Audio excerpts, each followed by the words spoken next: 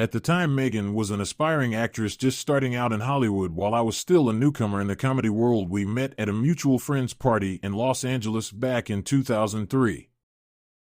There was an instant spark and connection between us from the moment we laid eyes on each other. Within just a few months of dating, we realized we were madly in love and made the spontaneous decision to get married on July 4, 2003.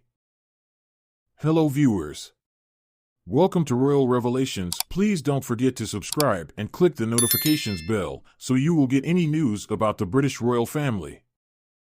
We said I do on a secluded beach in Cape Town with no one in the efficient present. It was fast and impulsive, I'll admit, but at the time it felt so right to publicly commit our love and future together.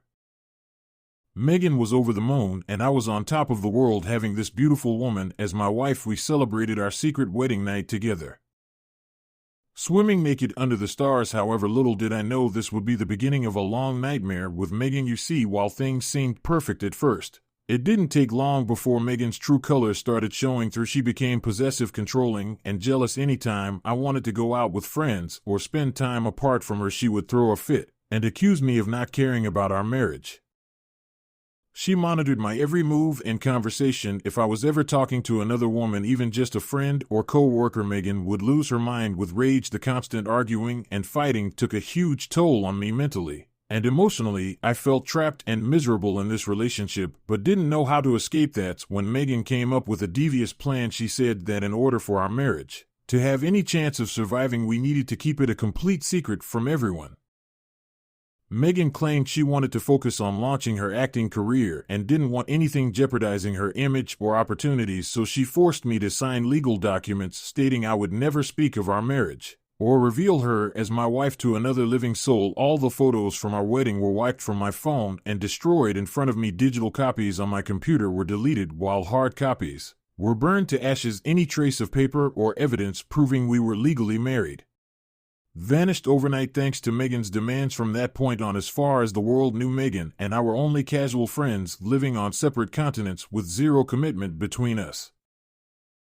But behind closed doors, the abuse continued. Meghan would berate me for hours, calling me a failure and saying no decent woman would ever want me. She isolated me from my friends and belittled my career, ensuring I felt totally worthless without her. It was a nightmare that I lived in for years, all while keeping up the lies and pretending to the outside world that we were just friends. The constant gaslighting and emotional torture destroyed my mental health and self-esteem. I sank into a deep depression, struggling underneath Meghan's iron fist of control. No matter how much I pleaded with her to end the marriage so I could be free, she refused. She said if I ever left her or told the truth, she would ruin my life and career. I was stuck living a double life in total isolation and agony. Then, in late 2016, news started to break that Meghan Markle had struck up a romance with Prince Harry on a blind date set up by a mutual friend. At first, I didn't believe it, thinking it must just be a fling or rebound fling for Meghan. When Harry and Meghan's relationship became more serious and they began traveling globally together, I started to panic. I knew if this progressed further, it could potentially expose Meghan and I's big secret, especially if things led to a royal engagement and Meghan having to dig deeper into her past. So I reached out to Meghan, begging her to end our secret marriage so I could start moving on with my life. But she flat out refused, saying she wasn't going to let go of her claim on me that easily. She said if I divorced her, she would use all her new wealth and connections to ensure I was blackballed from the entertainment industry and driven into poverty. Meghan had no shame in using threats and blackmail to keep our arrangement going. She told me to stay quiet and keep up the pretense of only being friends, or else she would destroy me. So that's what I did for another 2 years, staying silent and watching from the sidelines as Meghan's relationship with Harry progressed. I had to stand by helplessly and smile through the pain as the lies grew bigger. When Harry proposed in 2017, Meghan even had the audacity to ask me to publicly congratulate her on social media to sell the fake narrative that we had always just been platonic friends. And when the royal wedding came around in 2018, you can imagine how insanely painful that entire day was for me, watching Meghan,